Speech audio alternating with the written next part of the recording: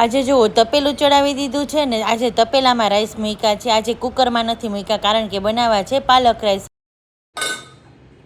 Hello friends, જય શ્રી કૃષ્ણ. કેમ છો તમે બધા? મજામાં? આશા રાખું છું કે તમે બધા મજામાં હશો. હવે જો રાઈસ મુકાઈ ગયા હતા, એ પણ થઈ ગયા છે, લોટ પણ બંધાઈ ગયો છે, એ પણ બધું સાઈડમાં મૂકી દઉં છું. હવે પાલક રાઈસ બનાવવા છે ને ભીંડાનું શાક બનાવવું છે. ભીંડાનું છે ને સૂકું શાક બનાવવું છે. હવે છોકરાઓને બીજા શાક ભાવે કે ન ભાવે, પણ ભીંડાનું અને બટેટાનું શાક તો બહુ જ ભાવે. તો આજે છોકરાઓને ભાવે એવું ભીંડાનું મેં સૂકું શાક બનાવ્યું છે અને પાલક રાઈસ બનાવવા છે. એટલે એના માટે જો વેજીસ કટ કરું છું. તો કેપ્સિકમ, બીન્સ, ટમેટું બધું કટ કરી લીધું છે.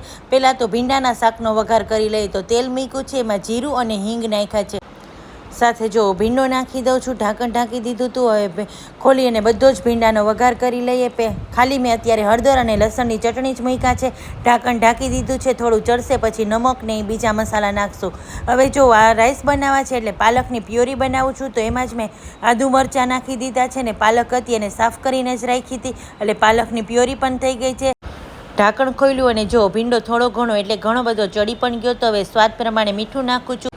સાથે થોડી કોળી ચટણી નાખી છે, ધાણા જીરું નાખ્યું છે અને ઢાંકણ ઢાંકી દીધું. હજી થોડો એવો કાચો હતો ભીંડો.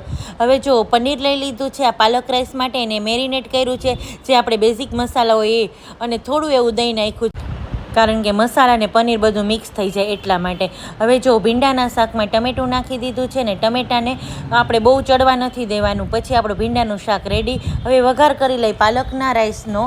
તો તેલ લઈ લીધું, એમાં જીરું મૂક્યું છે, લીમડો અને સૂકું મરચું નાખ્યું છે. તો પહેલાં કેપ્સિકમ નાખી દીધું, બીન્સ નાખી દીધા અને ટમેટું નાખી દીધું છે, અને હવે પનીર નાખી દીધું છે. આ બધું સાતળી લેવાનું છે અને આમાં ક્રંચ રહીએ ને એટલું આપણે સાતળવાનું છે, એકદમ આમ કૂક નથી કરી નાખવાનું. તો એમાં મેં ચીલી ફ્લેક્સ, ઓરેગેનો, થોડુંક બ્લેક પેપર એટલે કે મરી પાવડર નાખ્યો છે, સ્વાદ પ્રમાણે મીઠું નાખી દીધું છે, અને ઉપરથી જો આ રીતે રાઈસ નાખી દીધા છે. બધા મસાલા સાથે પાલકની પ્યોરી પણ સરસ સતળાઈ ગઈ હતી, એટલે પછી મેં રાઈસ નાખી દીધા અને એકદમ સરસ ચલાવી લીધું છે. અને એમાં બહુ ચમચો નથી ફેરવવાનો, નહીંતર બધું ભાંગી જશે.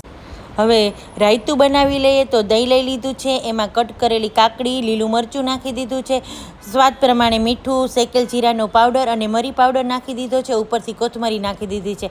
આજે મેં આનો વઘાર નથી કર્યો કારણ કે ઓલરેડી 2 વઘાર થઈ ગયા હતા ને ગરમીને ધ્યાનમાં રાખીને મેં ત્રીજો વઘાર ન કર્યો.